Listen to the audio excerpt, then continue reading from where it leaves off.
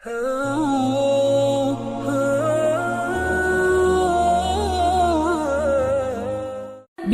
اللہ الرحمن الرحیم اذا جاء نصر اللہ والفتح ورأيت الناس يدخلون في دين الله أفواجا فسبح بحمد ربك واستغفره إنه كان توابا۔ السلام علیکم ورحمۃ اللہ وبرکاتہ۔ میں امید کرتی ہوں آپ سب خیریت سے ہوں گے، اور جو کوئی ہم میں بیمار ہے اللہ تعالیٰ اس کو شفاء کاملہ عطا فرمائے، اور جو بھی پریشانی میں کوئی بھی مبتلا ہے اللہ تعالیٰ ان کی پریشانی دور فرما دے، اور ہم سب کے لیے اللہ تعالیٰ آسانیاں پیدا فرمائیں، آمین۔ آج ہم سورۃ النصر کا مطالعہ کریں گے، جو کہ مدنی سورہ ہے اور قرآن پاک کی 110ویں سورہ ہے، 110th سورہ آف دا ہولی قرآن۔ شروع کرتے ہیں۔ اعوذ باللہ من الشیطان الرجیم، بسم اللہ الرحمن الرحیم۔ رب اشرح لی صدری ویسر لی امری واحلل عقدۃ من لسانی یفقہوا قولی رب زدنی علما اللہم فقہنی فی الدین آمین یا رب العالمین۔ الصلاۃ والسلام علی رسول اللہ صلی اللہ علیہ وآلہ وسلم۔ سورۃ النصر مدنی۔ اذا جاء نصر اللہ والفتح، جب اللہ کی مدد اور فتح آ جائے، وَرَأَيْتَ النَّاسَ يَدْخُلُونَ فِي دِينِ اللَّهِ أَفْوَاجًا، اور آپ نے لوگوں کو اللہ کے دین میں فوج در فوج داخل ہوتے دیکھ لیا۔ فَسَبِّحْ بِحَمْدِ رَبِّكَ وَاسْتَغْفِرْ إِنَّهُ كَانَ تَوَّابًا، تو اپنے رب کی حمد کے ساتھ تسبیح کیجئے اور اس سے معافی مانگیے، بے شک وہ بڑا توبہ قبول کرنے والا ہے۔ صدق اللہ العظیم۔ یہ سورہ مدنی ہے، لیکن ہم یہ دیکھتے ہیں کہ اس سورہ مبارکہ کے زمانۂ نزول پہ اہل تفسیر کا اختلاف ہے۔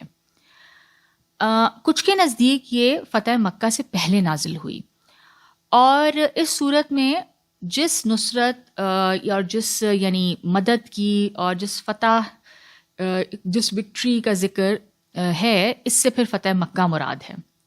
ٹھیک ہے، اگر فتح مکہ سے پہلے نازل ہوئی تو پھر اس سے مراد فتح مکہ ہے۔ اور کچھ اہل تفسیر کا خیال ہے کہ یہ صورت فتح مکہ کے بعد نازل ہوئی ہے، اور پھر اس صورت میں جو نصرت اللہ تعالیٰ کی مدد اور فتح سے مراد کیا ہے؟ بعد کی فتوحات، جو کانکویسٹ جو بعد میں ہوئے، یعنی فتح مکہ کے بعد جو کانکویسٹ ہوئے ان کی طرف اشارہ ہے۔ دونوں جو موقف ہیں ان کے حاملین کے پاس اپنے اپنے موقف کے لیے روایات اور دلائل موجود ہیں، سب کے پاس اپنے اپنے یعنی ایویڈنس ان کی جو اور احادیث اور روایات سیرت سے موجود ہیں۔ اگر ہم دیکھیں سید ابو الاعلیٰ مودودی صاحب کا موقف اس حوالے سے، تو وہ ان کا موقف اس حوالے سے یہ ہے کہ یہ سورت فتح مکہ کے بعد نازل ہوئی ہے۔ وہ اپنی تفسیر تفہیم القرآن میں دو روایتیں نقل کرنے کے بعد لکھتے ہیں کہ ان دونوں روایتوں کو ملا کر دیکھا جائے تو معلوم ہوتا ہے کہ سورۃ النصر کے نزول اور رسول اللہ صلی اللہ علیہ وآلہ وسلم کی وفات کے درمیان 3 مہینے اور کچھ دن کا فصل تھا، کیونکہ تاریخ کی روح سے حجۃ الوداع اور حضور صلی اللہ علیہ وآلہ وسلم کے وصال یعنی ان کی وفات کے درمیان اتنا ہی زمانہ گزرا تھا۔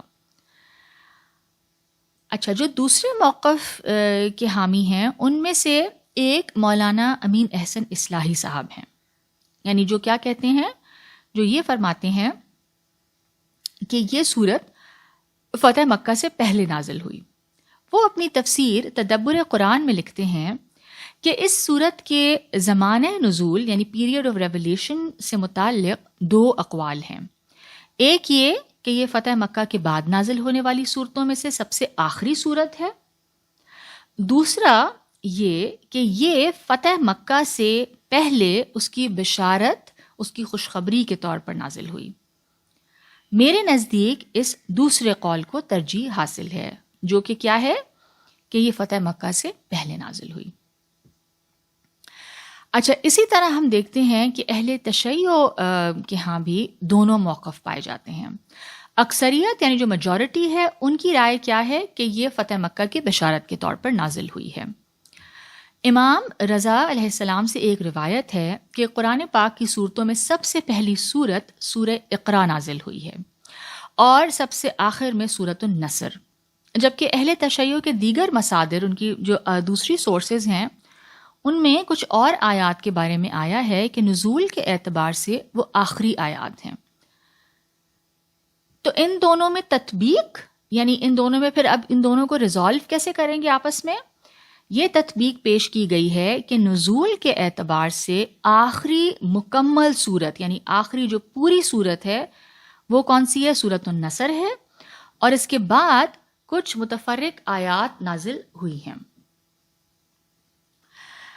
علامہ محسن نجفی صاحب اپنی تفسیر میں لکھتے ہیں، مروی ہے حضرت امام رضا اپنے آبا سے روایت کرتے ہیں کہ سورہ قرآن میں سب سے پہلی صورت اقرا نازل ہوئی اور سب سے آخر میں سورۃ النصر نازل ہوئی. یہ ان روایات سے متصادم نہیں ہے کہ جن میں بعض آیات کے بارے میں کہا گیا ہے کہ یہ آخری آیت ہے. ٹھیک ہے، یہ ان سے کلیش نہیں کر رہی، چونکہ اس روایت میں سورت کا نہیں آیت کا ذکر ہے. تو آج اس کو ہم یہاں کنکلوڈ کرتے ہیں، اور انشاءاللہ اب اگلی کلاس سے ہم اس سورت کی تفسیر کو ان ڈیٹیل پڑھیں گے.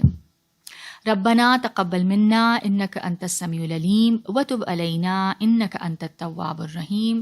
سبحانک اللہم وبحمدک نشہد ان لا الہ الا انت نستغفرک ونتوب الیک. السلام علیکم ورحمۃ اللہ وبرکاتہ.